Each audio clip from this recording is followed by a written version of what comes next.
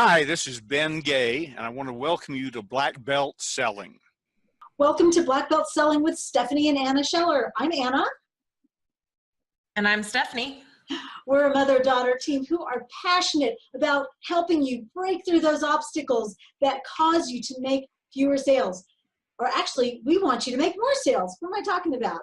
On Black Belt Selling, we bring guests and we bring content to help you grow your business, to become more confident, but most of all, in order to reach your goals, the reason that you're in business. You can learn more about us by going to facebook.com/groups/Black Belt Selling. There you will see people post. You will be welcomed into the group. More importantly, though, you will know when these podcasts go live. So go to Facebook.com/groups/Black Belt Selling. Today, Stephanie, we have an amazing guest. This guy is iconic when it comes to sales. Who do we have today? We have the legendary Mr. Ben Gay III, and yes, you did hear that correctly. His name is Ben Gay III, and this guy, I gotta preface something for you guys, okay? Goes in for one of his first sales interviews. He's sitting next to this other guy. This is why we said the legendary Ben Gay III. He's sitting next to this other guy. They're applying for the same job, and the guy interviewed the both of them and decided to hire both of them. The other guy's name was Zig Ziglar. That is who we interviewed. Precisely. I thought you were going to fill in their side. There you go. Woo! Not only that, he has republished the classic book, Sales Closing Power by J. Douglas Edwards. J. Douglas Edwards. A lot of the things that we hear in the sales world about scripting and about how to close came from this man. And he was a contemporary. As a matter of fact, Ben Gay learned from J. Douglas Edwards. So you're going to hear a lot of great things. We want you to listen, and then at the very end, you're going to hear some more. So stay tuned and watch or listen. Welcome to Black Belt Selling, and of course, we want to thank you, Ben Gay, not to be confused with the ointment, for joining us today. Thank you for being with us, Ben. My pleasure. Yeah, I gotta say, Ben, every single time I tell people that I know one of Zig Ziglar's contemporaries. I know this amazing guy. He's brilliant. He's genius. You got to check him out. He just drops such knowledge. And I'm always like, his name's Ben Gay III, and everyone goes, what? And I'm like, no, really? Like, they all think I'm pulling their legs. It's awesome. Whenever I introduce myself, I say I'm Ben Gay, and I can tell by the look on their face they don't think they heard it right. They'll call me Ned or Dan, or it can't be Ben Gay. And when I see that pause, I stick my left arm out, rub it with this arm, and say, just like the back rub. Now they believe they've heard it. As I think I've told you, I use it when I open talks. I say, let's get this Ben Gay thing out of the way first. And they usually crack up. And then I go into a thing about I'm Ben Gay III. And I've had a lot of grief with that. It's also been the best thing that ever happened to me, but I've had a lot of grief with that. And so we had to debate, what do we name our first son? And we went back and forth. And finally, we decided we couldn't do it to him. So we named him Absorbing Junior. Oh, well, that was...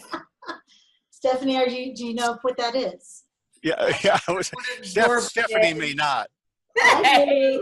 Yeah. You have to be, I'm discovering with crowds, if I see a lot of young faces, I don't get the laugh I used to get.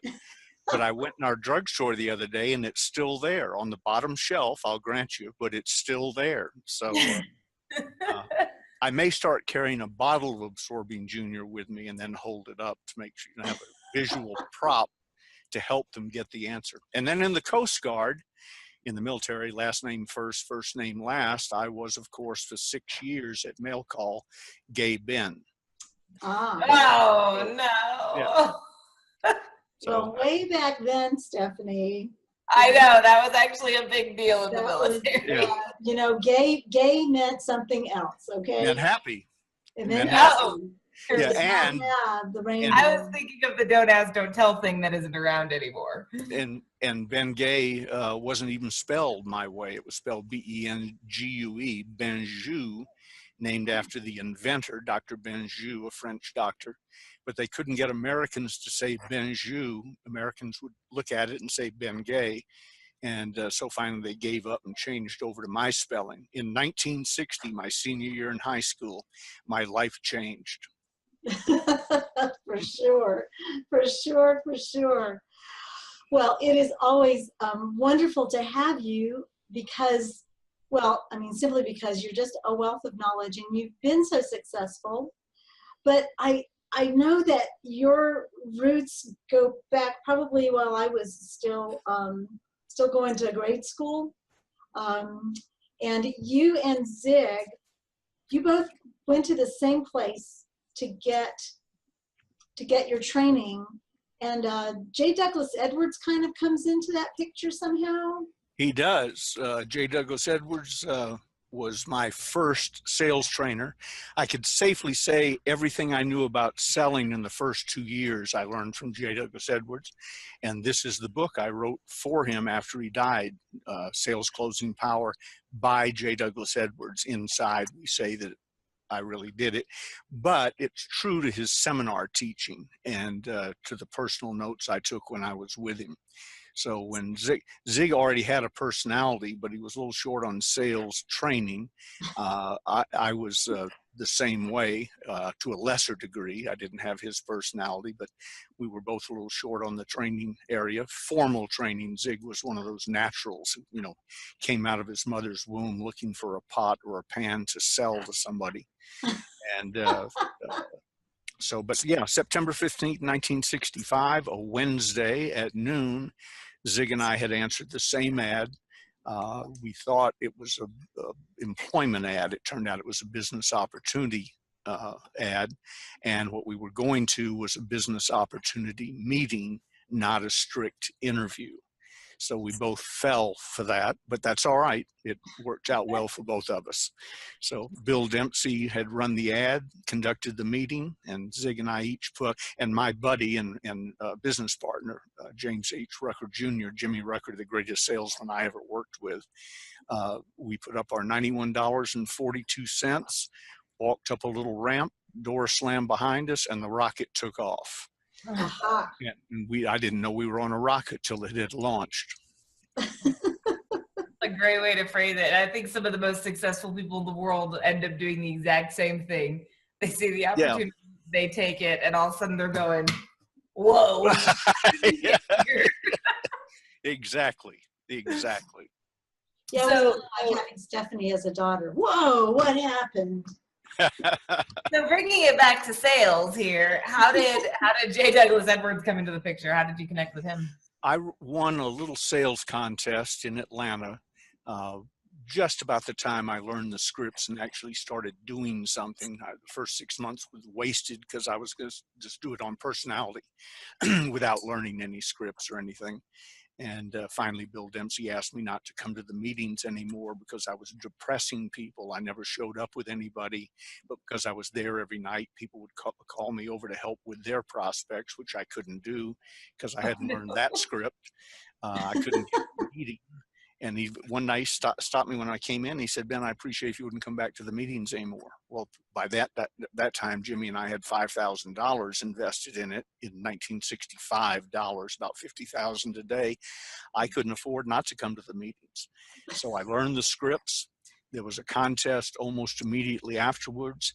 First prize, and I describe it in Sales Closing Power, first prize was a trip to Miami, Florida, to an American Sales Masters convention. That was a company that used to put on big rallies before anybody else was doing anything like that and have in a bunch of speakers and so on.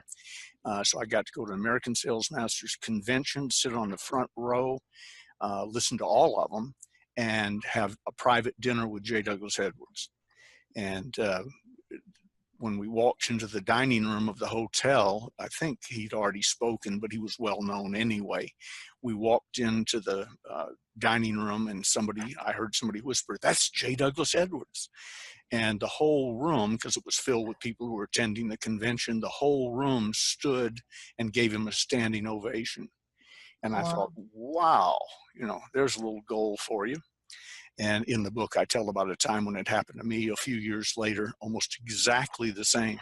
But anyway, we sat down, and the waiter came over. I just learned the other night they're now called servers, but at the time they were waiters. Right. Waiter came over and said, "How can I help you?" And Doug handed him a $100 bill, about $1,000 today, handed him a $100 bill and said, "We're just going to need water," which wasn't what I had in mind. I thought I was going to get a free dinner. He said, "We're just going to need water. This young man tells me he wants to learn how to sell." And he gave me a one-on-one, face-to-face, nose-to-nose sales training meeting for, I don't know, 2, 3, 4 hours until we heard the vacuum cleaners running. You know, that sound if you've stayed in a nightclub too long or a restaurant too long. The vacuum cleaners were running. I looked around, we were the only two still sitting at a table. Yeah. And he shook my hand, said, "Well, good luck." And less than a year later, he was working for me. I had become president of the company, and hired him on a regular basis. So the worm turned, but it was due primarily to him. It isn't everything I know about selling now, not by a long shot, but it was sort of the kindergarten, first and second grade of selling. And people my age were trained by Doug Edwards, or the people that trained them were. There were just a few people around who knew anything about selling. Elmer Wheeler, who we'll talk about in a minute if I think Anna said she wanted to discuss something, he did. But Elmer Wheeler, Fred Herman from Cedartown, Georgia, became a good friend of mine. J. Douglas, of course, and everybody else was sort of a humorist. Cavett Robert, one of the great speakers of all time, who we all loved. It was his idea, but I was one of the first 12 members of the National Speakers Association. He started that and so on. But if you really take a hard look at Cavett, when you listen to his recordings, he was a humorist. They could have worked in nightclubs. They were stand-ups, and had funny stories that had something to do with selling. If they were speaking to a dental association, they told funny stories that had something to do with dentistry. But that was the foundation. Jimmy Rucker, my partner, and as I said, the greatest salesman I ever worked with, said the other day on Facebook that he gave me some credit because I was sort of the go-getter in the beginning, and he gave my father some credit because Dad was the one that talked us into selling, and for him for a while. And but Rucker said, frankly, much to my surprise, I didn't realize Doug had that big an impact on him. He said, I would not have been in selling. He's retired now. I would not have been in selling were it not for J. Douglas Edwards. So that was the impact he had on people like us. We just thought, you like Willie Loman in Death of a Salesman, a good handshake, shine shoes, and a personality, and you were off and running. Well, that's not true, as anyone of us who've done well in selling now know. But Doug was the first one to break that to me. Wow. It's interesting because a lot of what you learn in the books, and they're so valuable still. I was working with a coaching client just a couple of days ago. He's like, "How do I get referrals?" And I said, "Well, I'll tell you what." I took this straight out of J. Douglas Edwards' book. I said, if you go to somebody and say, "Hey, do you know anybody that could use my services?" They'll go, "I can't think of anybody right now." So what you do is you have a list of five professions that people normally use. I said, so let's come up with a list of those. And we did. And I said, okay, now when you go to people and ask for referrals, you're going to ask them, do you have a banker? Do you have a this? Do you have a that? Do you work with this person? Do you think they'd mind if I called and used your name? And they're like, and I'm just thinking that came straight out of J. Douglas Edwards' book, Sales Closing Power, the one that you held up. And they're so, scripting is so very valuable. But there's so much emphasis right now on relationships. You've got to build the relationships first. Does that negate scripting, or does that work hand in hand? How does that work with scripting? Scripting is the effective way to present something after testing and trying. It has nothing to, I believe in relationships. I don't believe in scripting. Like, I hope they don't go to movies or watch television or anything, since everything they see there, and they believe John Wayne is their close personal friend, everything they see there is scripted, or the actor doesn't work anymore. It's scripted and tested. It has nothing. That's like, I'm allergic to oranges, so I'm not going to eat pineapples. It has nothing to do with, of course you build relationships.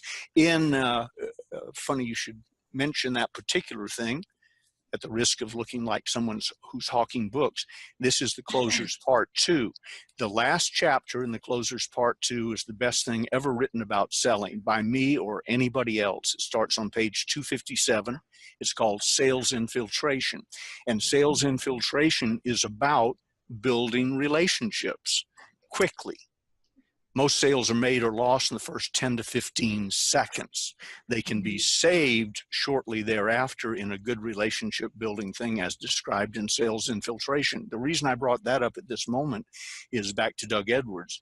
The gentleman that chapter is written about, an old friend of mine, passed away now, sold home gifts. I'm not sure what you would call it. He's the guy who sells you things you really don't need, but they're pretty, and or you give them to the brides and she doesn't really need them either, but they're pretty, that type of stuff. And he used to tell the story of, he went to a seminar with J. Douglas Edwards, might have been in Miami with me. I don't know how many people I was sitting in the room with who later were major factors in my life. But he went to a Doug Edwards seminar, and Doug Edwards told the referral thing that you're talking about, how you get them to come up with referrals, that you should never leave an appointment without 5 referrals at least, more if you can get them. And one of the great things to leave with is their church directory. If they're active in their church, they hand you that or lend it to you for a day, and you promise to photocopy it and return them. You've just picked up 1,000 or 2,000 or whatever referrals. So he said, I was so stupid when I attended that first Doug Edwards thing. And he said, never call on anybody that you don't get 5 referrals. He said, I made one cold call, knocked on a door, made an appointment, came back the next day, and so on. He said, I was scared to death. It's the only cold call I ever made. And he said, but I got 5 referrals, made a sale and got 5 referrals. And then the Closers Part 2, we go into details about how he explains it to a family and how he's not just there for a one-shot thing and so on. And then he asked for the referrals, and he said, I got 5 referrals, I think, 5, 6, 7, whatever.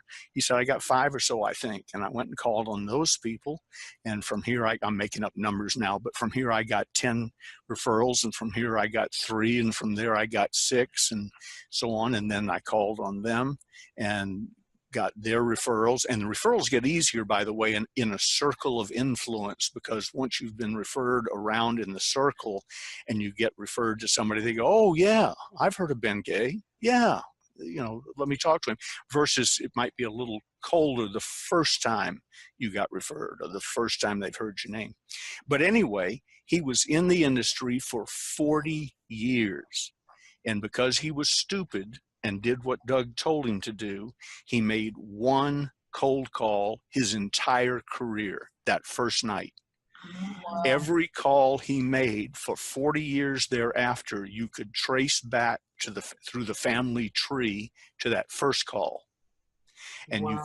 you could trace that back to Doug Edwards telling him, get 5 referrals. So that's how powerful it can be. And now with the internet and social media and all, it just gets easier and easier and easier. I keep hearing things that Zig and I have said, or Tom Hopkins or Doug or anybody, as old school. There's nothing new about new selling, whatever that is, except getting the prospects is easier. You can far more, but once you come in contact with a prospect, whether it's by email or text or Facebook or knocking on their door or whatever, once you've made contact, either in written or spoken words, you have to build a relationship and sell them. That part, nothing has changed since the Yankee peddler. He or she rode around on a mule. then got upscaled to a horse, which went a little faster. Then they got a wagon. Then we got cars. Then we got telephones. And so I kick in at about the car and telephone level. I never rode around on a mule making sales calls. But everything since then is the same. Once I get in contact with you, my job is to build a friendship quickly. It can strengthen over time, but to build a friendship and trust relationship, and to lay out the ground rules, which in sales infiltration I explain. People say, you know, I keep running into this objection, and if I respond at all on Facebook or whatever, I say that's because you're not a sales infiltrator. Read the closers part 2. We don't have those objections because I bring all that up front. This is also a Doug Edwards thing. I wasn't thinking about him when I wrote it, but we bring all that stuff up front. You can't say to me, I want to think it over at the end of an hour-long presentation, because we already cleared up in the first 5-6 minutes. You're not going to do that to me. Right. You know, you can say no, you know, but you'll die a slow death in selling on maybes and be backs, and I want to think it over and so on. I got to talk to my. I give you my presentation. I want a yes or no. But I also know how to maneuver you into that position so that it will be, with unbelievable accuracy, 86% in my case, it'll be a yes. But like lawyers learn their first day in law school, I don't ask a closing question. They just say a question. I don't ask a question to which I don't already know the answer. Mm-hmm. Or, you know, or I wouldn't have asked you.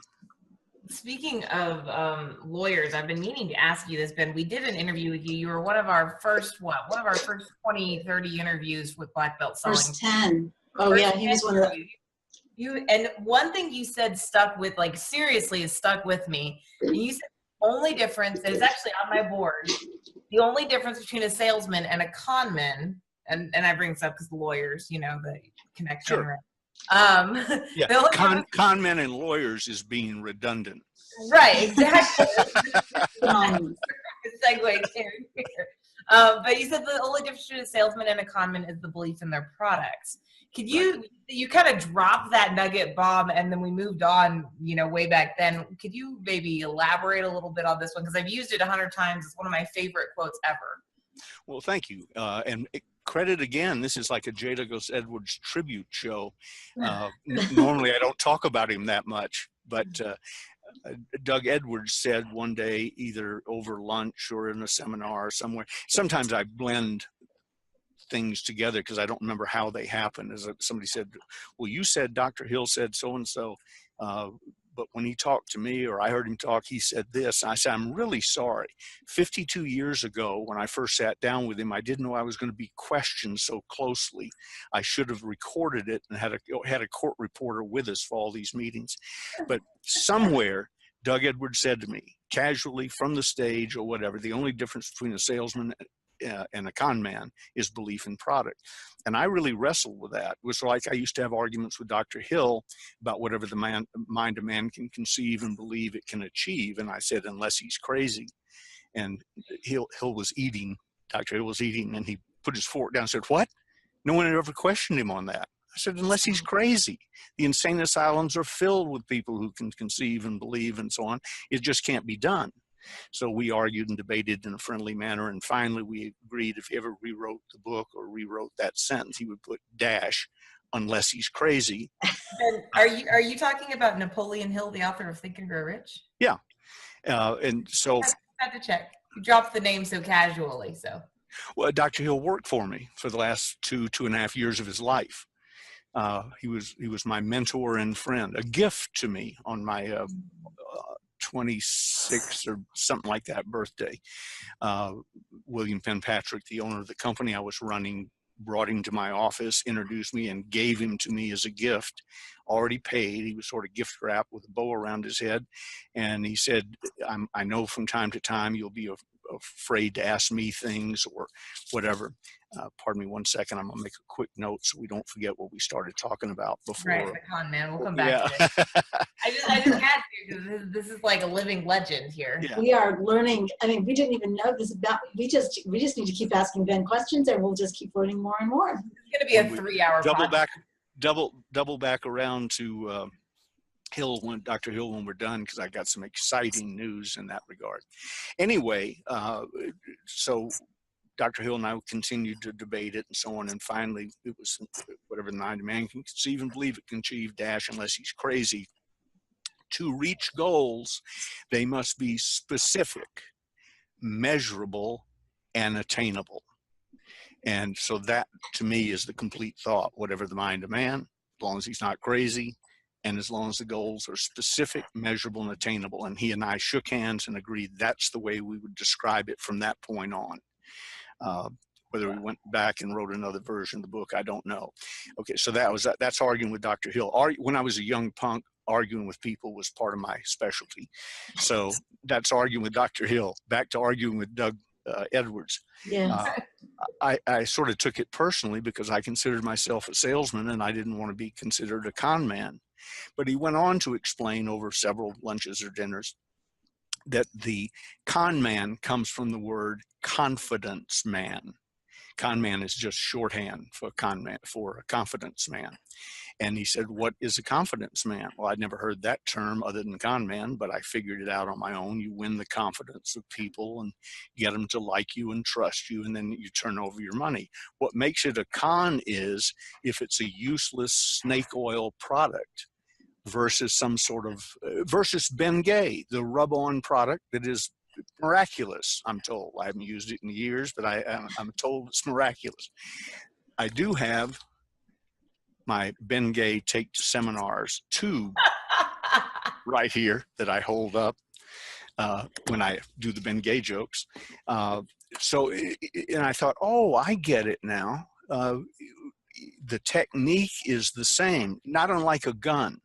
You can use a gun to defend your family, or hunt deer to feed them, or for sport. Or you can use a gun to shoot up a school. The gun isn't the problem, it's the person. The techniques of selling are not the problem.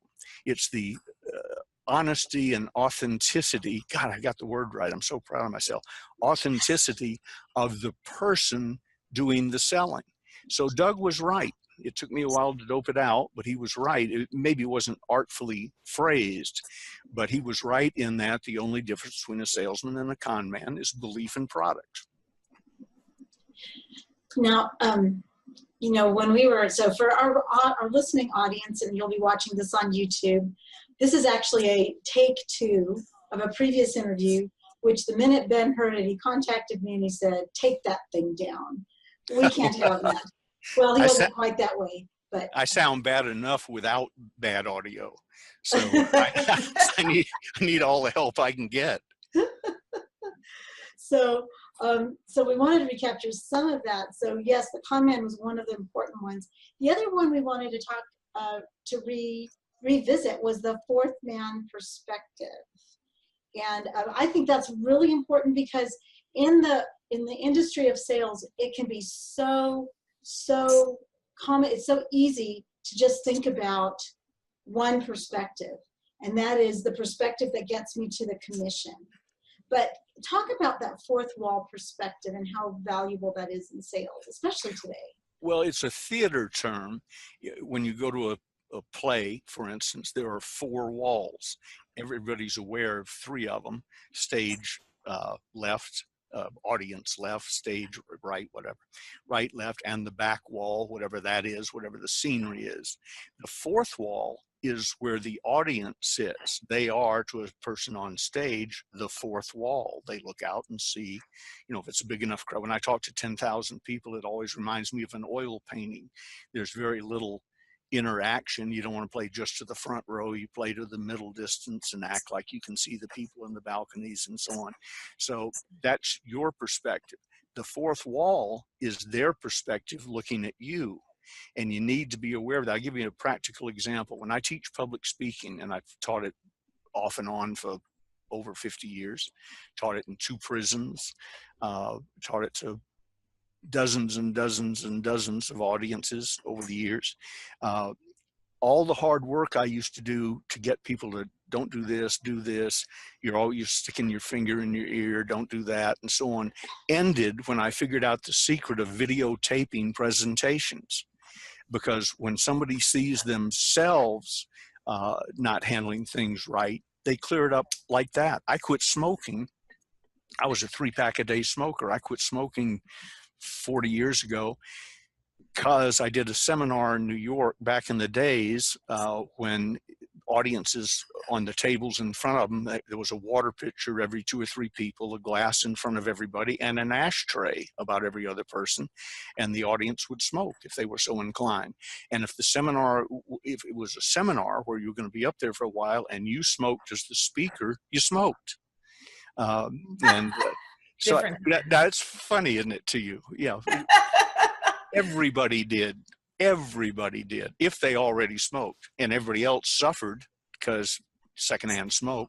Right. Everyone in the audience smoked, however unwilling. But I don't remember anybody ever complaining about it. That was just life the way it was. It was, yeah, I remember. Yeah. So I come back from New York. I'm up in our training room, and on the big screen, I had it taped, as I try to do all the time. And I'm sitting up there smoking a cigarette, feet up on the desk, watching me. And I was astounded how much time I spent. Back then I wore only black, still only wear black, but it's 3-piece black suit and, black tie and so on. I sort of looked like Zorro's best friend. And I was amazed how much time I spent brushing ashes off my suit and leaning down to pick up something, and then smoke goes up into your eye, and so you're doing the awkward blink, and then looking for a place to put the cigarette out when that time came, and so on. And so I'd forgotten what I was talking about or what I was watching me talk about, and I thought, you look like an idiot. My God. And so I took a pack of Marlboros, I think is what I smoked, or Winston's, out of my pocket, wadded it up, threw it in a trash can right near where I was sitting, and I've never smoked again. But I did it from watching myself look bad on video. And I also probably picked up something good that day, something I was doing, that's effective, I'll leave that in. So I do that now with public speaking students. I say, bring your own camera, have somebody, buddy up. You take his picture, he takes yours, she takes yours, etc. And because you go to the back of the room and watch yourself perform, and you'll shape up much quicker than anything I could say or do for you. I also say and do things for them, but that's the key to it. Well, fourth wall perspective is when you're set. If I'm set, for instance, right now, and I'm looking in your face, and I'm aware of that, but I'm also aware, fourth wall, of someone looking at this 2 years from now who is seeing just me on screen or just you on screen, and should I be looking right in the camera? I have a habit of looking into your eyes, which at home looks like I'm not looking where I should be looking. Right. When I do a television interview, I always say, first thing I say to the director when I come on board, I said, I'm your worst nightmare. I'm not going to look in the camera and pretend like I'm Ron Popeil. I'm going to look at the host, and your job is to, if you want me looking dead in the camera, put a camera directly behind the host, because that's where I'm going to be looking. I have a conversation. It's your job to make it look like I'm moving around. Earl Nightingale, I used to kid Earl. He hated public speaking, hated it. And he was charging $500 when most of us weren't charging anything. Zig and I were charging $300, but they wouldn't stop hiring him, so he raised it to $1,000. Then he raised it to $1,500. Keep in mind, this is 30, 40 years ago. So he was, in today's money, asking $10,000, $15,000, $20,000 for a talk, when the rest of us were, in today's money, asking for $3,000 at the top end and so on. And I said, you keep raising your fee. I finally got him to grandfather us in, because we used him constantly. He worked for us as the voice of several of our companies and appeared at the sales meetings. I said, I've got to get grandfathered in. You keep jacking up your prices. Why are you doing that? Because I knew where he was working, primarily for us. And Beltone, a few other people. I said, why do you keep jacking your price up? He said, I'm trying to find that point at which people will leave me the hell alone. and he died without quite finding it. And I said all that to say this: if you ever watch The Strangest Secret on video, which is the audio video version of his famous 1956 record. The original is right over there in my, well, behind that backing. A 33 1/3 RPM record from Columbia, the largest selling non-entertainment record in history. Yeah. That Bill Dempsey gave me that the day I joined the company and said, this might help you. Less than 2 years later, Earl was working for me. It helped. He gave me a copy of Napoleon Hill's Think and Grow Rich. He said, read this, it can help you. And I said, thank you.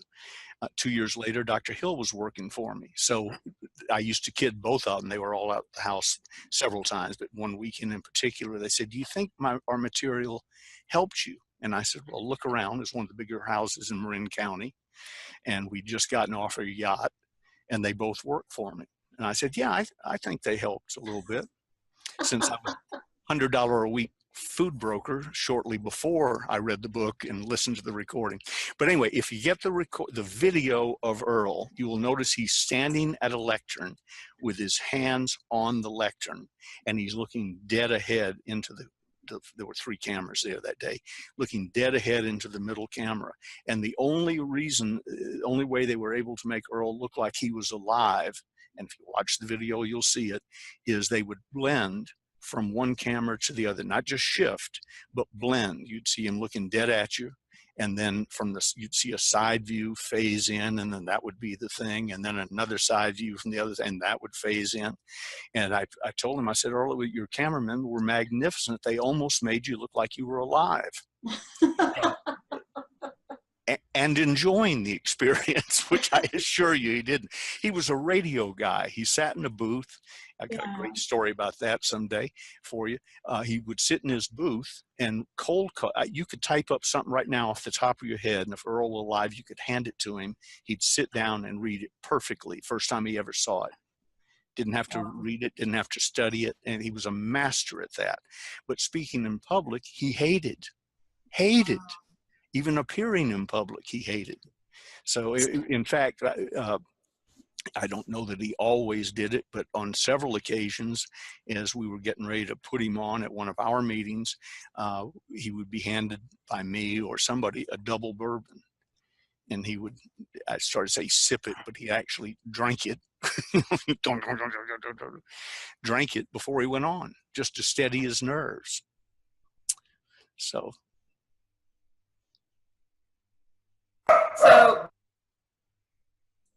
I know. I can't hear you. We both muted ourselves. Now I hear you. You know, one of the things, we don't have much time left, but one of the things that, because this is about selling, that we touched on before is that the scripting, and there was a story, I think that really, really is an important story for people to hear. And you told the story the last time about 1 egg or 2, and I think it's really powerful to help people understand how subtle changes in language can help people or help people grow their businesses. And it's not manipulation. There was nothing in the story that suggested manipulation. It was merely a subtle suggestion that nearly emptied the country or the area of eggs. Can you tell that story? Caused a national egg shortage, and that was Elmer Wheeler, hired by F.W. Woolworth, and he's the one who gave me a love for short phrases that wrap it all up. I was telling the story of Gigi, my wife, who has a little side hustle in eBay, and I got her to, when people, let's say she's asking 100, they say 50, she used to say, how about 75 or something? And the percentage of success was not very good. And I heard it, and I heard her complaining about it one night. And I said, why don't you try this? You ask 100, they said 50, and you're willing to take 75. Say 75 and it's yours, exclamation mark. And her closing rate just skyrocketed. Virtually everybody takes it, and the rest don't argue. They just go away, and that's fine too. And then I was alluding to McDonald's just came up with one. McDonald's is slave labor, and you can't feed a family of 4 on what McDonald's is paying you. I couldn't feed a family of 4 what I made as a soda jerk when I was a kid either, but I wasn't planning on it. It was my first job, you know. So if you've seen it recently, McDonald's is now saying, McDonald's, America's best first job. It just takes everything, all the problems away. We're not saying this is a career, folks. It may be. The chairman of the board of McDonald's started flipping hamburgers, but we just take it all away. F.W. Woolworth, which was then the largest retail, most of your listeners won't even know who they were. Woolworth's Five and Dime, F.W. Woolworth. They were the largest restaurant chain in the world.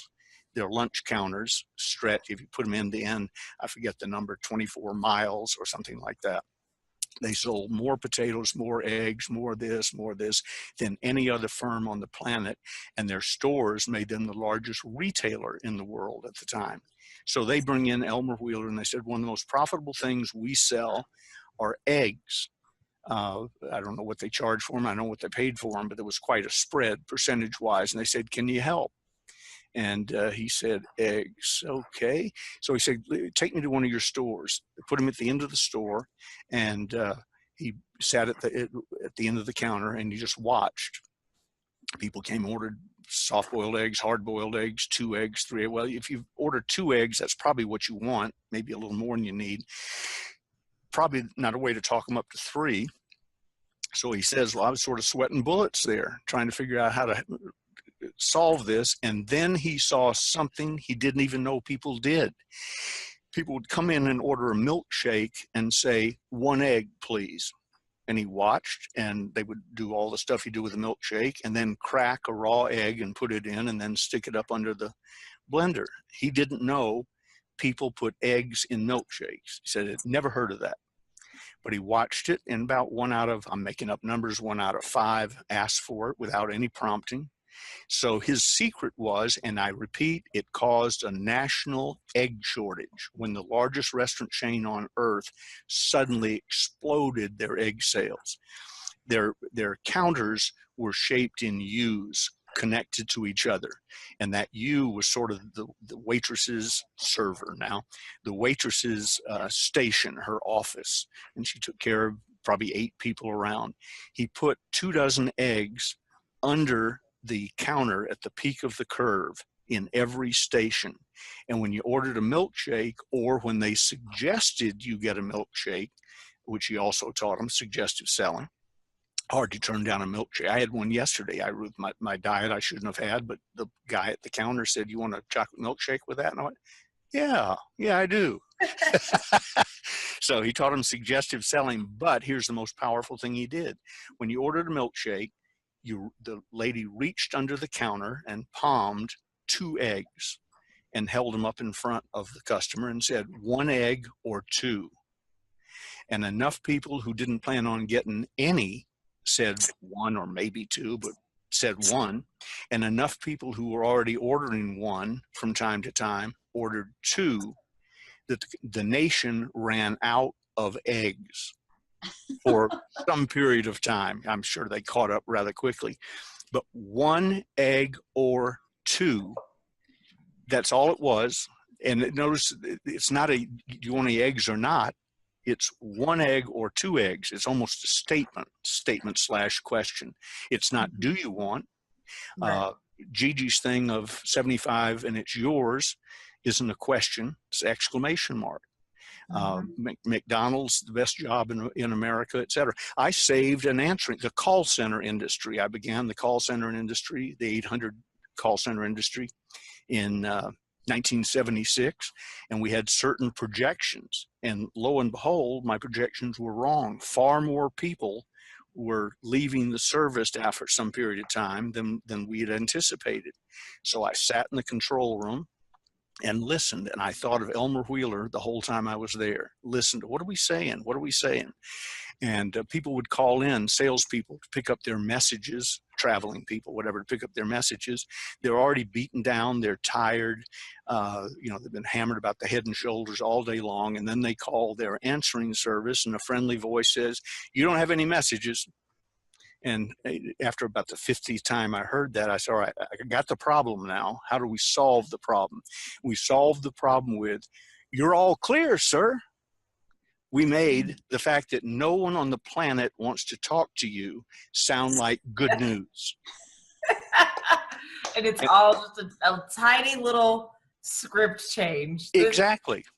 Ben, you're genius. I love having you on this show. We learned so much from you every single time. Well, thank you. That's very sweet of you. I appreciate it. I wish Gigi were here to hear that. I'll send her a note. I'll write it. Well, Ben, this has truly been an honor to sit and chat with you and listen to you and learn from you. And even though this is our retake, I still got a whole other page worth of notes here. This was fantastic. Thank you for taking the time to chat with us. My pleasure. Have a nice day, ladies. Thank you. Absolutely. I always enjoy having Ben Gay join us. The man is full of wisdom, and he has really but he has spanned the ages in terms of, he's seen a lot when it comes to sales. You know, most of all, I think one of the things that I was very influenced by, something that he said, is that fourth wall perspective. The fourth wall perspective. Do you want to comment on that a little bit, Stephanie? Yeah, well, what I loved about this was, and I do, like, this guy is brilliant. First of all, I can't remember if he's been on our show how many times now? This guy's just genius. I love talking to Ben. 5, yeah. Something silly like that, just because this guy's so smart. But this fourth wall perspective, I liked that because I think that a lot of times as sales reps, we get caught up in our side of the sales process. We get caught up in writing the right script and, you know, building trust and rapport and blah, blah, blah, blah, all the things that we're supposed to do. And I think this fourth wall perspective kind of forces us to remember it's not about us. It's about the customer, and it's about how they're feeling and what they're thinking. And sometimes we get caught up in our side of it. So I love that, just for that perspective of remembering, hey, you know, your job is to be thinking about the other person. Precisely. And not that you're stepping us outside of the interaction to criticize yourself, but really to see, how are you coming across, and how are you coming across to the other person? Because ultimately, especially in the sales environment that we're in these days, Stephanie, it's so important that we recognize that the customer's perspective is the one that's going to win. They're the ones that are making the decision, you know? I think the other thing I thought was extremely fascinating, and you know, we don't think that little changes make a big difference, but the story about 1 egg or 2, oh my, that was amazing. You know, people are afraid to cross-sell, and it's so simple. Well, cross-selling, they're afraid to cross-sell because they're, you know, which is stupid, because like, you've already gotten the client. What you can't lose at that point. Why not offer them something else? You know, Cardone talks about the second sale. The second sale is easier to get than the first sale. Yep. But so I don't get why people are so scared about this whole cross-selling thing. But I really love that they sat down, they took time to figure out where did they have room to make a little improvement, and it turned into what, basically $1 billion, you know, $1 billion script. That one by sitting down and taking time to figure out what little tweaks to make. Because once you reach a certain level of success, and this is the black belt concept, I think, is once you reach that certain level of success, it's the little changes that make a difference. It's changing so that your forward stance, your feet and your hands all land at the same time. That creates the power. It's not so much about getting a forward stance at that point. And that's the black belt selling. That's sitting down and what are the little things I can change that can just completely transform. But it's taking that time too. It's the small changes, but it's taking that time to really self-evaluate that I really took away as a big piece out of that story. And I think it's important when you're looking at those little changes that can make a big difference, that you have an outsider help you see those things. You know, it's important because sometimes we can't see the forest for the trees. We can't see the picture because we're in the frame, so to speak. So it's good to have somebody else to help you and to experiment with it. You know, the one thing I do, I work with a local company here, and I've told them, I said, everybody that will ask me for a bag to sell, to buy a bag of cookies, I will buy them. Do you know how many people ask me for cookies? Less than half. Less than half. And I'm well known. And I'm like, I'm an easy sale. I've already told you. Ask and She you is shall an receive. easy sale. By the way, she's an easy sale. Just letting you guys know. If you're ever wondering, she's an easy sale. I'm getting a dirty look. She's not talking, so the camera's not flipping over to her, but I'm getting a very dirty look right now. But I'm just saying, when you grow up and, you know, it's like, who would you rather talk to try and get your ice cream, mom or dad? I mean, I'll just Well, leave it there. the point is, it is very easy to make a suggestion and to phrase the suggestion in a way that people will consider it favorably. And think about it. By asking one egg or two, they literally had created such a demand in the egg business that they ran out of eggs. That's an amazing story. So we want to encourage you, listen to this again. If you're watching on YouTube, pay attention. Ben is an amazing person, and he's wonderful to listen to. We had a few tech issues because of, you know, tech is tech. But you will want to listen to every golden nugget that comes out of that man's mouth. So anyway, why don't you go ahead and close us out, Stephanie? Well, thank you guys so much for spending your Friday afternoon with us. It means a lot to us that you choose to come and keep hanging out with us here on Black Belt Selling. We would not be doing what we're doing if it weren't for you guys constantly encouraging us with your listens, with your shares, with your interactions inside of our Facebook group, hint, hint, which happens to be at facebook.com/groups/Black Belt Selling.